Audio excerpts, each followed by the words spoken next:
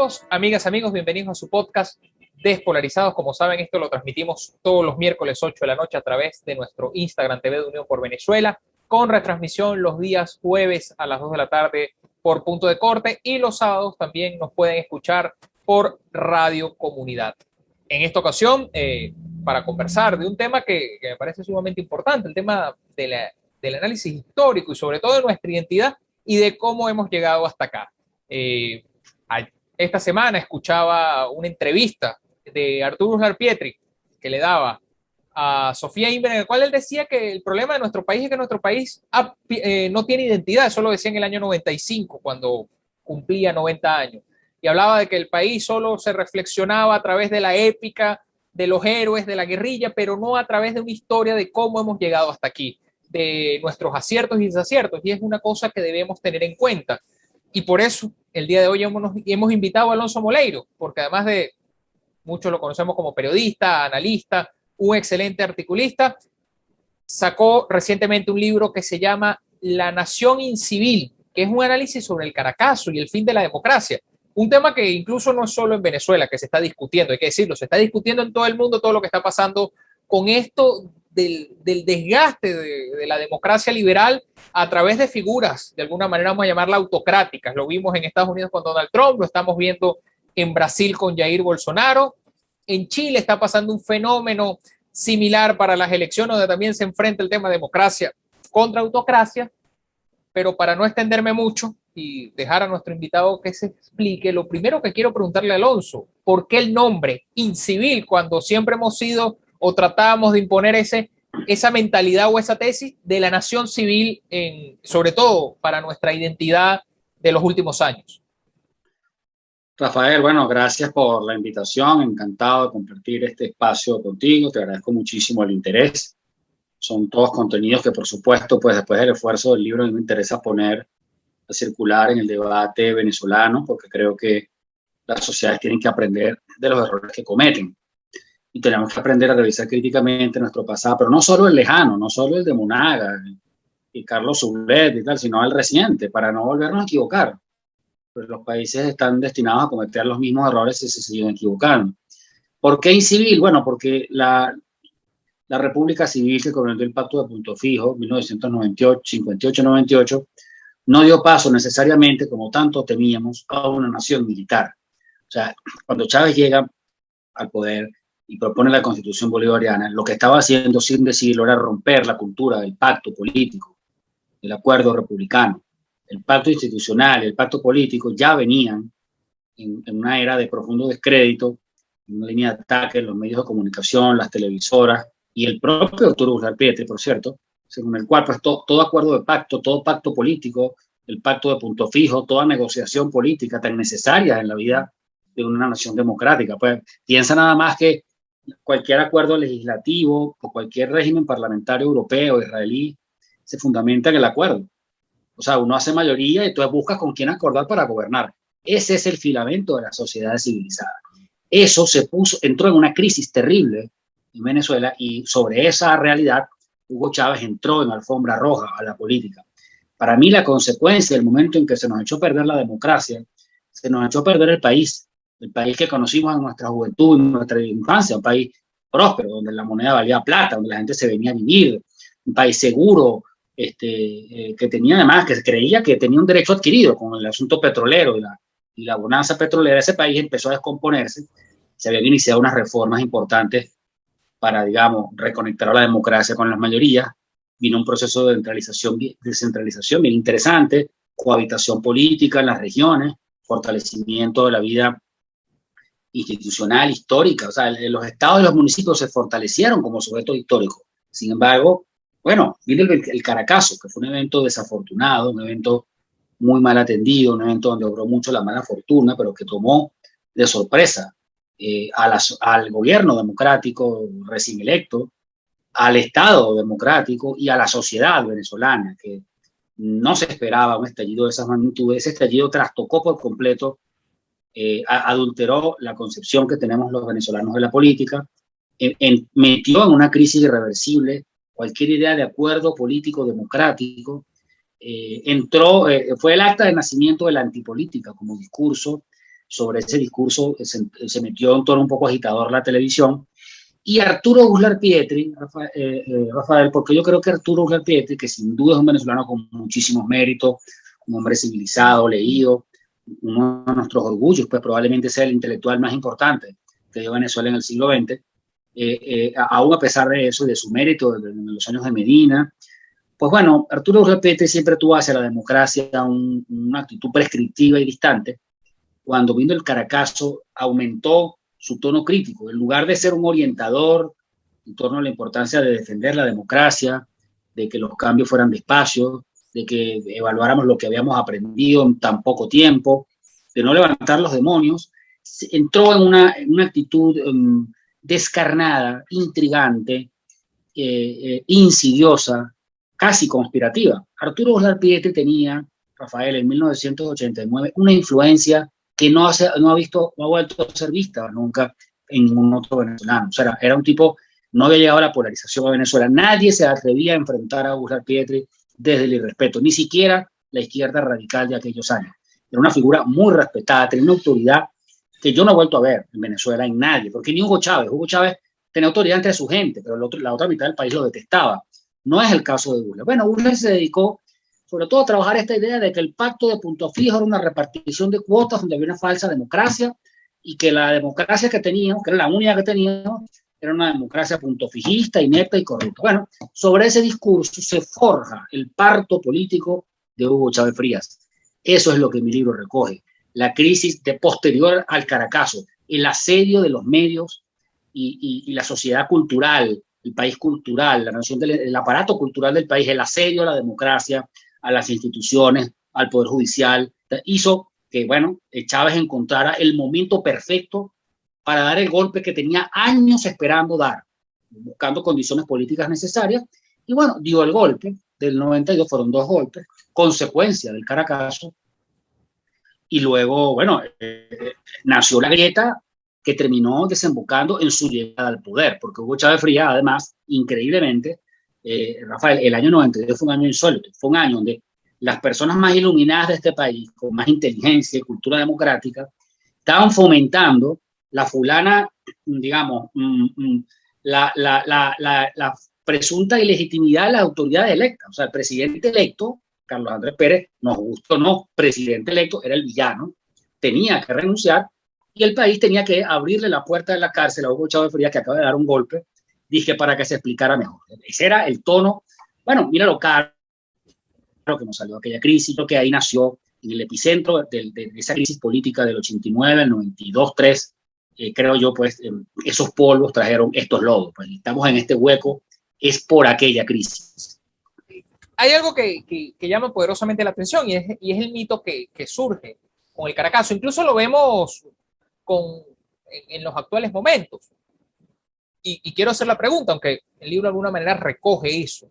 ¿El Caracazo fue algo planificado por grupos de izquierda o fue algo espontáneo que nadie se lo esperaba, a todos los agarró fuera de base? Porque es un tema que todavía tenemos en el debate y que seguimos en la discusión de nunca acabar. ¿Espontáneo o planificado? Sí.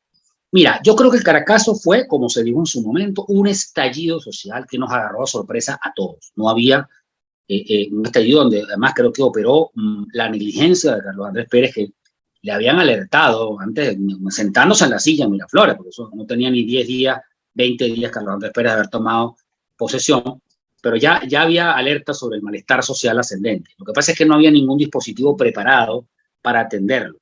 Y los disturbios por aumento del pasaje, que eran, digamos, manejables, ese lunes 27 a las 9 de la mañana, pasó un día entero sin que el Estado interviniera. Y tomaron un vuelo que, bueno, pusieron en entredicho hasta la propia gobernabilidad del país. Yo creo que eso fue un estallido donde hubo unos elementos casuísticos que lo potenciaron. Uno de ellos, el papel de la televisión, que se dedicó sin darse cuenta a transmitir los saqueos en un momento en el cual la policía y la Guardia Nacional no habían entrado todavía en acción. Y eso lo que hizo fue multiplicar la sensación de que aquí podemos hacer lo que queramos hacer, vamos a saquear, que no están poniendo preso a nadie. Y esta cosa, porque ese día además fue una ruptura en la contención ética del colectivo. Tú no puedes sacar un negocio, tú no puedes saquear un negocio sin pagar, robarte las cosas del negocio La gente dijo, lo está haciendo todo el mundo, yo también lo voy a hacer. Y bajó a saquear el negocio de su casa. Ahora, yo sí creo que la ultraizquierda de aquel momento, Tercer Camino, Bandera Roja, unos grupos muy pequeños, que a veces se odiaban entre sí, tuvieron una participación colateral en el fomento de los disturbios. No tengo ninguna duda de eso. O sea, yo los vi, además. Yo estaba ese día en el metro La Hollada con 18 años, en la esquina Corazón de Jesús, y vi gente de la ultraizquierda usando disturbios. Sin embargo, lo que yo no creo es, yo tiendo a creer que ese es un argumento que el país democrático ha ido invocando en estos años como una respuesta a la propaganda chavista. Pero que la respuesta no debe ser, eso fue provocado. La respuesta tiene que ser, ¿por qué el Estado democrático se dejó hacer eso? ¿Por qué el Estado democrático no impuso justicia? ¿Por qué no atajó los disturbios actuando más rápidamente? Porque eso no le pasa más nunca a Hugo Chávez ni a Nicolás Maduro. Y mira que ha habido situaciones graves en el terreno económico y social. Ellos aprendieron y no lo permiten. ¿Por qué no se hizo una comisión mixta de parlamentarios para averiguar cuántos de esos muertos del 27 fueron verdaderamente saqueadores o subversivos y no personas inocentes que murieron en sus casas para avisar que no podían ir al trabajo en medio del toque de queda, una balacera? O sea, el tema del 27 de febrero, Rafael, es que ese día se cometió una masacre que desembocó en fosas comunes en el año 91. Y ese episodio terminó de consolidar en Venezuela, así está sentado en mi libro, el movimiento de derechos humanos. O sea, yo creo que el 27 de febrero fue un error muy, muy grave sobre el cual Chávez vino a hacer una fiesta, porque era un hecho sin narrativa, sin interpretación, sin dueños, hasta que Chávez dijo, yo soy el dueño del Caracazo, yo vengo aquí a ponerle la narrativa, yo soy el papá de este relato. El Caracazo pasa a ser en este momento el prefacio de mi intento golpista. Y bueno, se apropió. ¿Y qué hizo Chávez? Crear otra leyenda absolutamente adulterada, llena de lugares comunes, esta según el cual el pueblo bravío de Caracas salió a imponerse a los grandes capitales y al neoliberalismo y a enfrentar las condiciones lesivas a la dignidad. O sea, son puras tonterías reconstruidas, no tienen nada que ver con lo que pasó ese día. Nadie sacó banderas de ese tipo. Otra cosa que está en mi libro, Rafael, ni partidos, ni grandes clubes, ni Fedecámara, ni los bancos, ni las industrias fueron saqueados ese día. Eso fue un día, como bien asienta la gente de Cofavit, que lo averiguó muy bien, un día donde la gente se volvió loca y dijo, vamos a saquear, estamos bravos, y la democracia, el aprendizaje es que las democracias es mucho más fácil horadarlas desde sus bases que las dictaduras. La democracia no respondió, pues quedó en deuda con sus ciudadanos. Hasta el año 88, Rafael, en Venezuela, todo el mundo o adeco o copellano, o masista, pero la membresía partidista era como la membresía del béisbol. Pues cuando yo era joven, en el liceo, Gustavo Herrera, tenía amigos que decían que eran adeco, y tenía otros que decían, yo soy copellano. Yo, por ejemplo, decía que yo era de izquierda, yo soy masista. Yo voté por Teodoro Pekov en mis primeras elecciones. Eso era natural. Después del 27, eso se acabó. En Venezuela todo el mundo pasó a ser independiente. Todos los políticos eran unos corruptos. Todos los empresarios eran unos santos. Y nació una nostalgia perejimenista, como de querer volver al orden perejimenista, que venga un militar, y empezamos a pedir golpes de Estado, viva Chávez en todos los restaurantes de Caracas, y a lanzarnos cacerolazos por Chávez. Bueno, el país se extravió solito, desaprendió lo que había aprendido, y no tuvimos una dirigencia a la altura del problema, porque nosotros tuvimos, AD y Copay fueron dos grandes partidos, pero en particular AD es un partido que se sedentarizó mucho en el poder, perdió su brújula, se envenenó con la corrupción, perdió su norte programático y se olvidó del país, se olvidó de las mayorías. Y cuando Hugo Chávez llegó, esas mayorías olvidadas, bueno, llegó a hacer una fiesta y a trabajar políticamente a las mayorías y nace la polarización política. Recordándole que estamos conversando con Alonso Moleiro, él es periodista político, además articulista, y estamos hablando de su más reciente obra escrita, La Nación Incivil. Algo que me llama poderosamente la atención de ese momento histórico. Recordemos que en diciembre hubo una elección presidencial. Vamos a decir que fue el apogeo del bipartidismo. AD y Copey habían acaparado prácticamente el 90% de la votación. AD logró una votación histórica que no la ha vuelto a repetir. Copey, de la misma forma, a pesar de perder, Copey no volvió a repetir esa votación nunca. Pero a los 2 meses pasa toda esta situación. ¿A qué se debió esto? ¿Qué le pasó a los partidos políticos que en diciembre lograron una votación que nadie se le esperaba, a quedar decantados completamente por una reacción de la gente y un malestar que era muy genuino. Sí, es muy raro ver aquella campaña electoral del 88, festiva, un carnaval electoral permisivo, AD, COPEI, Carlos Andrés Pérez contra Eduardo Fernández, el MAS creciendo, la causa R, había que si no, que si la tercera, el voto cruzado, el debate de la descentralización. En el 89 se aprobó por primera vez el voto nominal de diputados, o sea, escoger a los parlamentarios por nombre y apellido, pues nacen las ONG, empiezan a apretar las ONG, digamos, como una expresión de la complejización de la democracia, pues eso no existía en Venezuela en los 80, queremos elegir, o sea, le empiezan a aparecer grupos de presión para mejorar nuestra democracia y a pedir a los partidos que se liberen del fardo, del peso del control social y abran juego. Esa era la propuesta, creo yo, de Carlos Andrés Pérez. Esa propuesta de Pérez pudo haber sido interpretada con mucho más nobleza, menos mezquindad, con más interés. El país no comprendió aquello. La gente no quería apertura, no entendió las privatizaciones, quería subsidios y la misma descentralización política que fue tan interesante y tan honda que todavía ahorita vivimos de sus efectos, porque los estados, o sea, elegir gobernadores es un derecho adquirido. La figura del alcalde es una figura irreversible que elegimos. O sea, hasta 1988 eso no existía. O sea, el país estaba totalmente controlado desde Caracas. Las gobernaciones los elegían el presidente de la República. Todo cambió muy rápidamente. Fue una mezcla donde estuvo el sobreaviso emocional de la gente, en una campaña electoral donde le estabas diciendo a todo el mundo que volvían los años a prosperidad y que con AD se vive mejor, que llega Pérez a pedir más sacrificios. Eso es lo primero. No decirle la verdad a la gente desde el comienzo. Luego vienen las propias medidas. Las medidas vienen con unos aumentos. Luego un Pérez descuidado en el tema de la seguridad del Estado, le pasa lo que le pasa con el Caracazo. El Caracazo es un arponazo al proyecto de reformas que estaba planteado, y sobre ese asunto además se desplegó en la población, en la clase política venezolana un pánico a que pudiera volverse a repetir una cosa como esa, una locura. De hecho, el Caracazo era un evento que mucha gente en Venezuela daba por descontado, vendía muy pronto. Del 89 en adelante, años 90, 91, 96, 97. Yo, por ejemplo, nunca esperaba que no, pero yo me cansé de hablar con periodistas, analistas.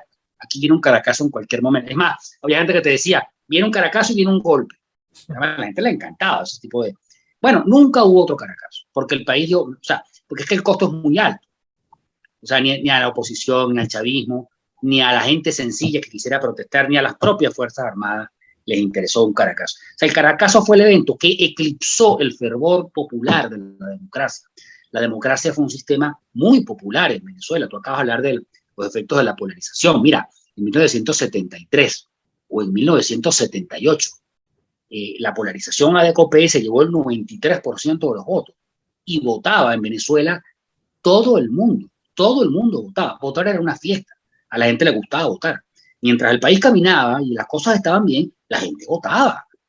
Y bueno, había una picaresca, esta Rochela que si Canuto, que si en Venezuela hay que ser 5 años adeco y 5 años copellano. Siempre había una picaresca por el tema político, cómo te aprovechas del poder. Pero había unas cosas que se aprendieron. Se aprendió a tolerar a la oposición, se aprendió que la oposición puede llegar al poder, se aprendió a respetar opiniones. Se toleró a la izquierda, que se había alzado en los 60, entró al debate político de nuevo. Bueno, todo eso se desconfiguró y para mí, pues, el hecho que desata el desorden molecular que acabó con la democracia fue el Caracazo, pero sobre todo, más Rafael, que el Caracazo es un hecho del cual el país, la sociedad democrática no ha querido hacerse cargo de nuevo. Yo creo que es importante reasumirlo críticamente para que no nos vuelva a suceder una cosa como esa. Y algo que quisiera preguntar, porque nos decías anteriormente, a partir del Caracazo el país se volvió independiente, ya no era de cocopellano, que volviera el orden, empezó el mito perejimenista a surgir, pero lo extrapolamos en la actualidad, la gente todavía habla de que necesitamos orden, mencionan algunos círculos una especie de perejimenes, todavía ese ideario existe, pero además existen los independientes y la clase política está desprestigiada, tanto así que todos los estudios de opinión arrojan que más del 60% de la población dice que no se identifica ni con el PSUV o el Gran Polo Patriótico, ni tampoco con la Mesa de la Unidad Democrática. No estamos en estos momentos repitiendo un escenario similar sin llegar al escenario catastrófico del Caracazo, pero un escenario social muy similar donde la gente prácticamente no es antipolítica, pero sí lo que ha llamado el padre Alfredo Infante, tiene desafección por la política. Sí, yo creo que aquí cuando los escenarios no superan la crisis y la crisis se vuelve rutina, nace esta situación de que se vayan todos, pues un poco lo que pasó en Grecia, la gente se harta de todo el mundo, la oposición por supuesto que no tiene la misma responsabilidad que el chavismo, que le escala toda cosa, pero al no poder cambiar el panorama y desarrollar estrategias que son infructuosas, la gente se cansa también de ellos. Yo creo que uno de los temas del Caracazo, Rafael, es que al llegar al gobierno, Chávez no solo se apropia del Caracazo, sino que desarrolla con el Caracazo una tesis política. Es decir, le coloca estos elementos adulterados, según los cuales el Caracazo fue un alzamiento popular, antineoliberal y anticupular, con un contenido revolucionario, presocialista, cosa que es coba, un invento del chavismo para engañarse, pero desde el poder, el Caracazo es interpretado. Entonces, ¿qué hizo Chávez? Bueno, no crea una sociedad policial necesariamente, como llegó a temer mucha gente, pero sí crea un estado de confrontación. Nace la polarización, coloca una barrera entre quienes no piensan como él, rompe el pacto político, hereda la sociedad liberal que estaba antes de que llegara y le dice al país, señores, aquí vamos a seguir igual, hay debate público, pero aquí lo que no hay es pacto político. Para sacarme de aquí, ustedes van a tener que sudar sangre, sudor y lágrimas, Dios de su ayuda, yo no me voy a ir de aquí. Y aquí estamos, pues, y esa es la Venezuela actual, una Venezuela sin acuerdo institucional, una Venezuela donde tú puedes participar y si no ganas, mejor. O sea, que es lo que le dicen los militares a la oposición. Bueno, tienen todas las puertas, ahora, lo que no pueden es estar ganando. O sea, aquí no se puede ganar. O sea, ¿entiendes? Y bueno, ¿cuál es el otro punto? El Caracazo se vuelve una de las palancas de conflictividad y asedio en el contexto actual. Cada vez que la oposición se pone más brava de la cuenta, la oposición, el descontento opositor ha descansado, sobre todo en las clases medias. ¿Qué le dice Chávez a la gente? Van a bajar los barrios. O los chavistas. O sea, el Canal 8, la Hojilla, Diosdado Cabello. ¿Qué le dice a la población? Van a bajar los barrios. O sea, el coco de que viene otro saqueo. O sea, de que esto es un tema de lucha de clases. De que los pobres son antineoliberales, anticupulares, y aquí hay una burguesía que se apropió del país. Y bueno, no te opongas a los cambios por las buenas, porque entonces venimos a saquearte. ¿Cuál fue el discurso de Chávez el 11 de abril, cuando lo rescatan? Bajaron los cerros, bajaron a rescatar a su comandante. Está todo ¿qué es Lina Ron? Una expresión ambulante del 27 de febrero, un tipo de político que en Venezuela antes no existía, una política que se hizo una figura nacional sin intermediación institucional, sino en la calle repartiendo golpes y enfrentando a la oposición. Bueno, yo creo que Chávez hizo una interpretación del 27 y nos presenta esta Venezuela del siglo XX tan distinta a la Venezuela de mi infancia. Es la Venezuela incivil, una Venezuela armada, donde yo salgo a hacerme valer, donde hay corrupción, donde yo puedo pagar, donde los militares forman parte, no son todo escamotear la propiedad privada, estimular el abigeato, pedirle a la gente en el campo, bueno, mira, el método Chas, la ley de tierra, esa es la Venezuela incivil, pues aquí ha pasado que de pronto se voltea una gandola en el interior y la gente sale a saquear la gandola y deja al muerto ahí.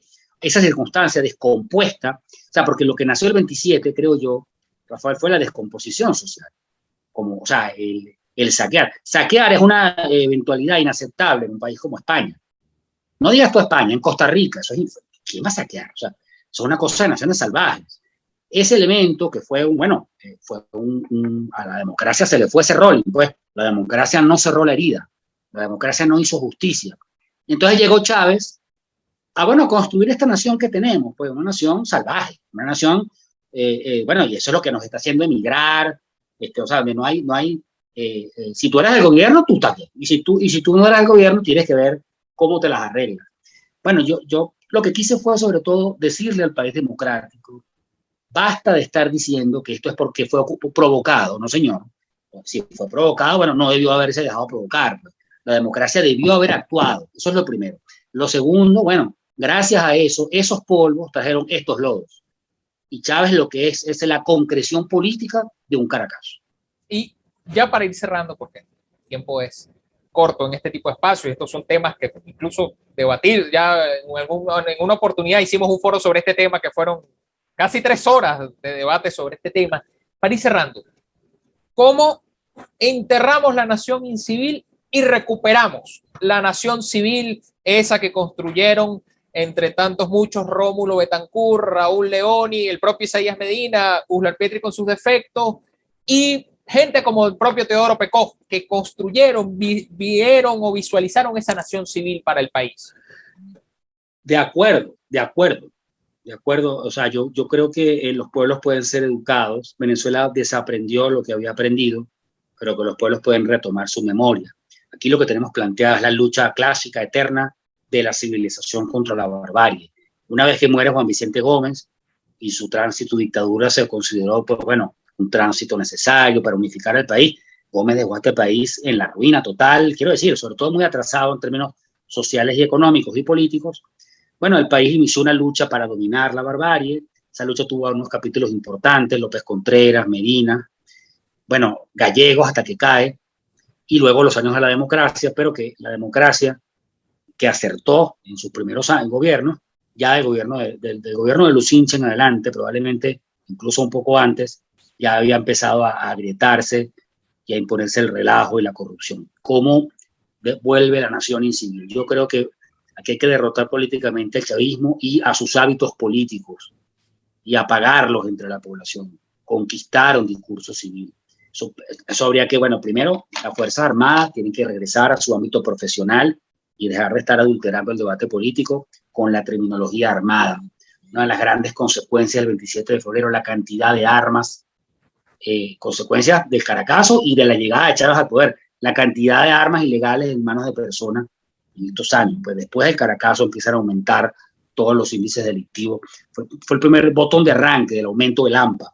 Entonces, bueno, para cerrar la pregunta, diría, Rafael, que aquí hay que rehacer un pacto político, hay que pactar para coexistir. Ese es un pacto que tiene que tener una expresión institucional y hay que trabajar por hacer justicia, hay que trabajar por pedir perdón. Un futuro e hipotético Estado democrático tiene que llegar pidiendo perdón por lo que pasó en el Caracazo, asumiendo su culpa por lo que pasó en esos días. Ya aquí, pues, el Caracazo no tiene sentencia en los tribunales venezolanos, tiene solamente la sentencia de la Corte Interamericana de Derechos Humanos que obligó a indemnizar a parte de las víctimas. Bueno, yo creo que el Estado tiene que honrar, pedir perdón, asumir sus culpas e iniciar un proceso de justicia, encuentro, perdón y transición que incluya el chavismo y sus derechos políticos. Y un proceso, digamos, progresivo de justicia. Pero sobre todo, creo que el Estado venezolano democrático y los demócratas tenemos que saber qué es lo que no puede volver a ocurrir, pues, para que cualquier experimento democrático se nos extravíe como se nos extravió el anterior. Y creo que nos quedamos con eso, el acuerdo, cerrar capítulos y cerrar brechas, porque una cosa que siempre pasa en la historia venezolana, no cerramos los capítulos ni las brechas. Dicen, Bolívar traicionó a Miranda, no se cerró esa brecha. Bolívar fusiló a Piar, tampoco no se cerró esa brecha. Páez traicionó a Bolívar, no cerramos esa brecha. Vino la guerra federal, no cerramos brecha. Gómez, y ha sido una tras otra. Y la última que siempre ocurrió fue, le dieron el golpe a Medina, jamás los medinistas, y Uslar Pietri, ejemplo de eso, no cerró esa brecha, que es una cosa bien interesante. Exacto. Permíteme agregar una cosita muy breve. ¿Qué es lo que te dice el chavismo en su discurso revolucionario? Cuando Chávez fue a asumir la presidencia, ni siquiera juró otra cosa. Sí, sí. O sea, llegó rompiendo. Y lo que el PSUV dice, es la ecuación chavista, es ni pacto con la burguesía, ni desenfreno revolucionario, sino imponer en un proceso la revolución de acuerdo a lo que las condiciones objetivas y subjetivas indican. Yo creo que aquí hay que trabajar y acercarle al chavismo y a los mandos militares que sostienen al chavismo. Señores, para que tengamos república, para que Venezuela vuelva a ser una nación viable, para que nos cobije a todos el imperio de la ley, ¿no? Tiene que haber pacto con la burguesía. Llegó la hora de blasfemar. Ustedes tienen que pactar con sus adversarios por Venezuela. Un pacto en torno a la ley y la constitución. Dentro de ella todo, fuera de ella nada. Ustedes pueden llegar al poder y si pierden se tienen que ir. O sea, al chavismo hay que obligarlo, enseñarlo a comer con modales sobre la mesa. El chavismo es un movimiento adolescente, semisalvaje. Lo pones a comer en una mesa y agarre la sopa y se la pone al otro en la cabeza. No se sabe comportar. Es un movimiento que tiene las taras de las fallas de nuestra formación cultural histórica. Entonces es un movimiento que cree que puede capitalizar una victoria cuando gana y si pierde, toma violentamente el Palacio de Gobierno de Caracas para no dejar a la oposición gobernar. Ese es el chavismo. Es una expresión del retroceso cultural que hemos vivido en la era de la nación incivil, porque no es una era militar. Esto lo sostiene un militar. Pero esto no es una dictadura militar, no, esto es una dictadura incivil. O sea, es una dictadura donde tú comes un cambur y lanzas la concha y el otro que se caiga. O sea, así está Venezuela. Esa es la consecuencia de la hegemonía chavista. Eso hay que desactivarlo. ¿Qué hay que hacer? Regresar, ver para atrás. Oye, teníamos una democracia, no era perfecta, pero la destruimos. El pacto político, claro que funciona. Hay que pactar por la república. Hay que tener vía legislativa. Mira, Rafael, yo vi que un militar en la democracia, todo militar que era llamado a una interpelación iba con su cachuchita, con su gorra, se sentaba a responderle a los diputados electos por el pueblo. El Parlamento opositor solicitó interpelaciones a las Fuerzas Armadas por su manejo de los recursos en los temas importantes de la nación. No fueron.